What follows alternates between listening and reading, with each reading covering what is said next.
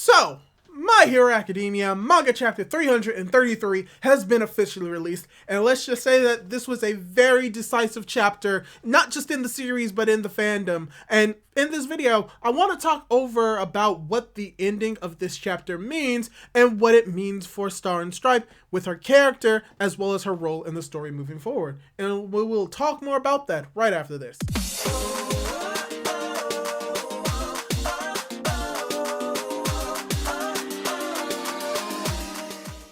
Hey guys, how's it going?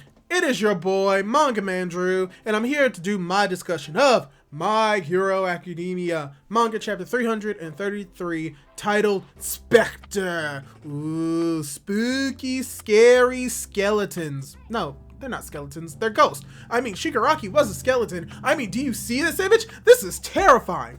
But yes, when it comes to this chapter, and when it comes to this video, we are going to primarily be talking about what happened to Star and Stripe, her apparent death, and what this could mean for the story moving forward, and the implications that can come from it. We will also talk about the differences between the official and unofficial translations, but there's actually not that much to talk about, so we'll get right into that. To start off, overall, the differences between the official and unofficial translations were not that great. Mainly what the differences boil down to are just the grammatical differences, as well as the clarity between the official and unofficial translations. And in some cases, it seemed a little bit more clear in the official translations, while in others, it seemed a little bit more clear in the unofficial translations. But overall, the differences are just when it comes to clarity of what is being portrayed. For instance, the first page has this clarification in the official translations when it comes to One for All and New Order's interactions, where in the unofficial translations, it brings up this idea that One for All and New Order was always working together. But in the official translations, it's not the case. What was actually said is that Shigaraki, All for One, did not want New Order and One for All to meet.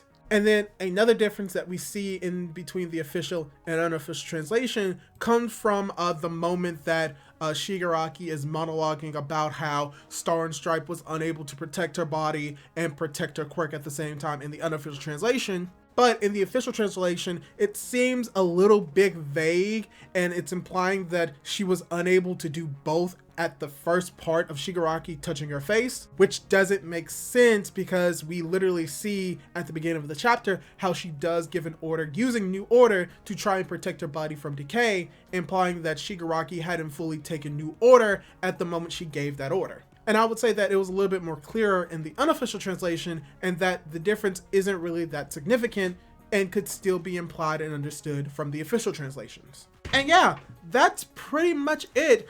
So let's go more into what went down in this chapter and what could go on in the next chapter, because spoilers, Star and Stripe died. Because she was unable to protect herself from Shigaraki's decay, which in the official translations, it is confirmed that he used decay as well as taking her quirk at the same time. And we saw that Star and Stripe tried to use New Order while she still had parts of it inside of her, because we do know that even though a quirk may leave someone's body, there may be some reminiscences of it, as seen between All Might and Deku, with All Might still having the flames of One for All inside of him and still being able to use them. Most likely what Star and Stripe tried to do is, while her quirk was leaving her body, at the last ditch moment, she tried to activate her quirk and add a new rule that prevented her body from being decayed. Unfortunately, she may have realized too late that decay is beyond her upper limit, that she can add a new rule to herself, so she died from Shigaraki's decay. And I say died because her physical body did die, but because, as you remember, hopefully you do, we learned that quirks hold at least a copy or a part of the person's consciousness inside of it. And that when that quirk goes to someone else, either through All for One, One for All, or maybe through some other means, such as modifying the body through Nomus, that they can retain the consciousness, the memories of the previous user of that quirk, which is why we have a character such as Kurogiri that could still have the memories of Shirokumo, even though Shirokumo has been long dead. And this is very important because we know that with this idea, and because later on we see that Star and Stripe in the chapter used New Order on New Order so that New Order would revolt against other quirks, we get the literal image of Star and Stripe, aka Kathleen, actually attacking and going against the quirks inside of All for One. So the question is now, how is this going to hinder All for One, and what are the quirks that he's going to lose? Well, first, we don't really know what quirks are inside of All for One inside of Shigaraki, because we have to remember there are two All for One quirks that exist in this world. One inside Shigaraki and one inside All for One. I know that's confusing, but roll with it. And we know that you can make copies of multiple different quirks, as we saw with Dr. Garaki, who was able to make a copy of twice his quirk double, as well as he had a second warping quirk that was eventually used for the warping quirk that is inside of Kurogiri. So we do know that there could be multiple quirks that All for One could have and share between both All for Ones, but from what we've seen with the story, that may not necessarily be the case, and the main example is the fact that Shigaraki's All for One doesn't have the capability of flying, but the original body of All for One that had a copy of All for One did have Skywalk that he eventually gave to Lady Nagant, meaning that that All for One could have flown. As well as we've seen that the All for One that was in the prison also had some type of telekinetic ability to like hover in the air or carry his breathing apparatus with him. At the very least, there are two different All for Ones that have two different quirks inside of them, but we do know a few of them. One of them that we know is Ragdoll's Search quirk. Another one was the Refraction quirk that we saw a few chapters ago, as well as the Reflection quirk that we saw. And most likely he will have a quirk for a regeneration, because that's another quirk that we know that has been copied multiple times and shared throughout the different Nomus. So let me hypothesize something for you. I think what is happening is that Shigaraki's regeneration may not necessarily be one specific regeneration quirk. I think it's very possible that it is a regeneration quirk, but there may be multiples of it, because we do know that the All for One that was in All for One when he fought All Might at Camino Ward, that was actually a copy of the original All for One, but that he had multiples of the same quirk inside of him. That's why when he was building that big muscular arm, he was using different muscle enhancement quirks, multiple drill type quirks to actually fight and punch All Might. So I hypothesize that the reasoning why Shigaraki's regeneration is so great and so powerful is that he has multiple regeneration quirks inside of him, because it just makes sense that either Dr. Garaki or All for One wouldn't just say, oh, you have this one regeneration quirk, because it just would make sense for him to have multiple different regeneration quirks added to Shigaraki, because there's a very likely chance that one regeneration quirk wouldn't be powerful enough to regenerate entire limbs, but multiple of them could. So what I'm thinking is that the vestige inside of All for One, in the vein of New Order, in the vein of Kathleen, is probably going to destroy one or two of those regeneration quirks, which could significantly hinder Shigaraki's ability to heal, but it won't be a complete nerf to him, meaning that he could possibly tank a lot more firepower, but if he takes too much, it'll eventually kill him, but then he won't be able to regenerate as quickly or as fast as he could, as seen in this chapter. So that is a possibility. I can also see Star and Stripe in this vestige world also destroying Ragdoll's Search quirk, and that's very important, because that quirk was the only reason why Shigaraki, All for One, was able to find Deku and locate him. And it would be very horrible and very sad to have Star and Stripe using her quirk of New Order to both give an advantage to the heroes, but also tying up Ragdoll's story of her trying to obtain her quirk, and then it will be a sad ending for her because she won't be able to get it back. Which means that she would be a quirkless individual who had a quirk, and she may have to live with that after the story ends, which could be very interesting if it's ever focused on. So yeah, I also think that what's going to come of this is that New Order is going to destroy a lot of quirks, and we're probably going to get a possible list or a possible rundown of all the quirks that Shigaraki All for One has. So at the very least, when we do enter the war, we'll know exactly what is going on with Shigaraki, at least from the reader's perspective. So that would be very interesting if we just got a list of all the quirks that are inside this version of All for One, and this could lead to getting a better understanding of the quirks that are inside the copied version of All for One. But then let's talk about what Star and Stripe can do later on the story, because by technicalities, she is dead, and yet she lives on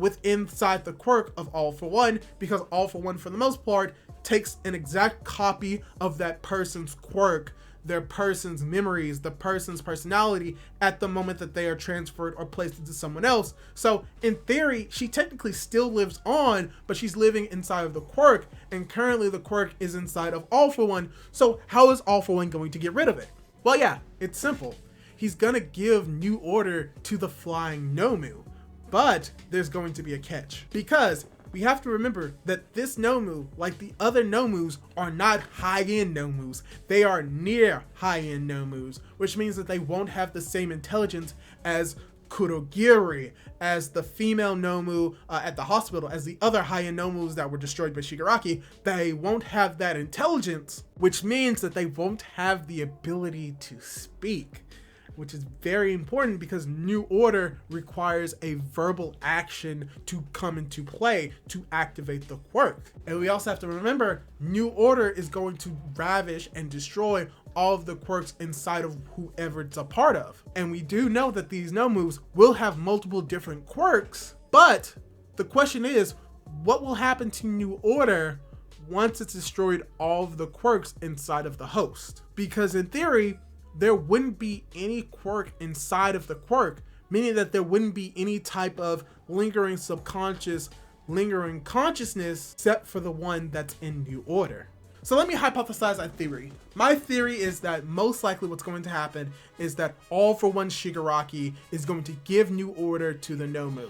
New Order is still going to act on the rule that is going to destroy and revolt against other quirks, but then you're just going to have All For One Shigaraki's like, okay, I'm going to deal with this later. Let me get out of this situation. Maybe he destroys the pilot planes, but most likely he's going to escape back to his island. And while he's doing that, New Order is going to be destroying all of the quirks inside of this Flying Nomu, and once it's the last quirk standing, it's eventually going to take over the Nomu, become the Nomu's consciousness, and then eventually drop All For One Shigaraki on the island and fly away to the heroes. And the idea comes from the fact that because there are going to be no other consciousness inside of New Order, that it's just going to take over the body, become that Nomu's consciousness, which is going to be the consciousness of Star and Stripe, aka Kathleen. And because the smart thing that Kathleen would do would try to alert the heroes of All For One's location, it's going to fly away. Hopefully it's going to try and find a way to convince the heroes that it's friendly and that it's there to work, and may do something that only Star and Stripe would do. Let's just say one of the pilots is there and we see him was like, it's the Nomu, and then you just see it do like a certain symbol or a certain sign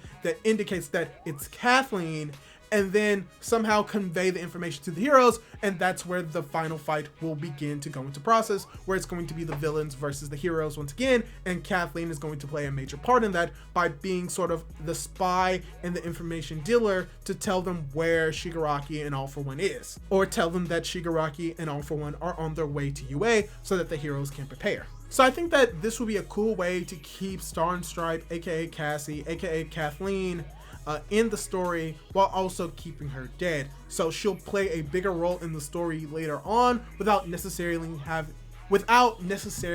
having to be there to actually do a lot, showing that her death is still impactful, but she wasn't useless or just a one-off character, and that she's going to play a role in the story later on. So yeah, that's kind of what I think is going to happen. Hopefully that's the case, and if it's not, I think that Star and Stripe, Kathleen as a character for these past 5 chapters was a really good character. Sure, there wasn't as much build up to her existence. We only got the one silhouette of her, but I think that it's still amazing to show that a character like this can just come into the story and could somewhat be played as a plot device, but still is able to be a very good character. We get to see development throughout this fight. We got to see her personality come to shine, as well as get to see that she's not just like this bulking hero that only punches things, that she can be very strategic. So I think that overall, even though it was a short amount of time we really got to spend with her, she was a very good character within that short amount of time, and I think that that is something that needs more praise than criticism. You can criticize that it comes out of nowhere, but you also have to give it this praise for the fact that a well-written character was done in this short amount of time. So yeah, that's all I really have to say about this chapter and the discussion. Hopefully you enjoyed it. What do you think of the theory? Do you think that Stone Stripe will transform into the Nomu? Or do you think that All For One is just going to put New Order in the Nomu and the Nomu is just going to die and New Order is going to disappear? Leave your thoughts down in the comments down below. Leave a like on the video if you liked it. Subscribe to my YouTube channel if you want to see more content like this. And don't forget to hit that notification bell to be notified for whenever I upload more content like this. Do all that cool jazz, and hopefully I'll be able to catch you in my next video. Goodbye!